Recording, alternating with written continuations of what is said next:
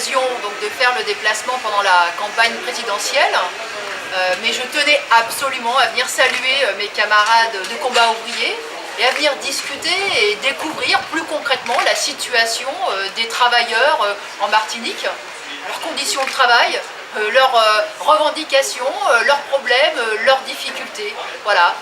Est-ce que les situations que vous avez rencontrées ici sont similaires à celles que vous pourriez rencontrer Je crois qu'effectivement, la situation des travailleurs en Martinique ou en Guadeloupe n'est pas très différente de celle de France, si ce n'est peut-être en pire quand même. En pire parce que ici, tout est amplifié.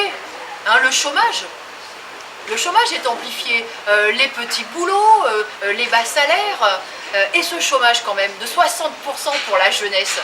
Qu'est-ce que ça veut dire ça? C'est effarant, c'est révoltant de voir que toute une jeunesse est condamnée à l'inactivité, au désœuvrement, n'a pas d'avenir.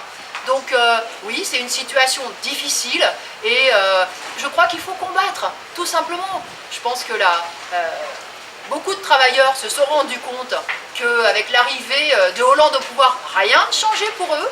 Hein, rien de changé parce qu'il y a toujours ces licenciements, ces suppressions d'emplois, ces bas salaires, hein, ces attaques patronales qu'il faut combattre sans arrêt. Je crois qu'aujourd'hui les choses sont claires. Hein, les travailleurs ne peuvent pas compter sur ce gouvernement pour se défendre, mais ça ne veut pas dire qu'ils ne peuvent rien faire. Non, ça veut dire tout simplement qu'ils doivent se défendre par eux-mêmes, voilà, qu'ils doivent se battre, s'organiser le plus possible pour faire valoir leurs intérêts. Moi j'espère que très vite les travailleurs retrouveront ce chemin de la lutte.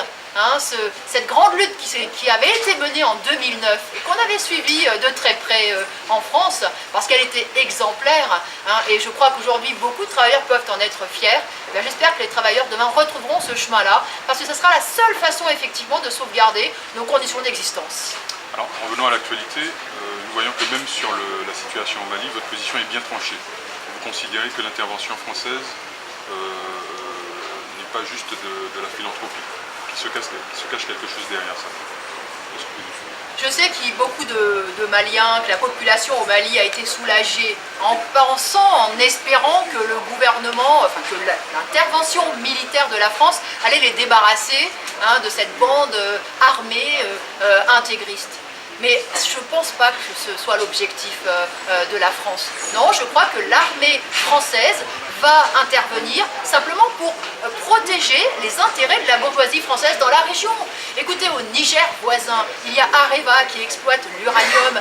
En Mauritanie, il y a le pétrole qui est exploité par Total. Au Sahel, il y avait des intérêts aussi de la bourgeoisie française. Donc je crois que c'est une intervention impérialiste comme les autres. Et encore une fois, la population et son sort, ce n'est pas le souci en réalité du gouvernement français.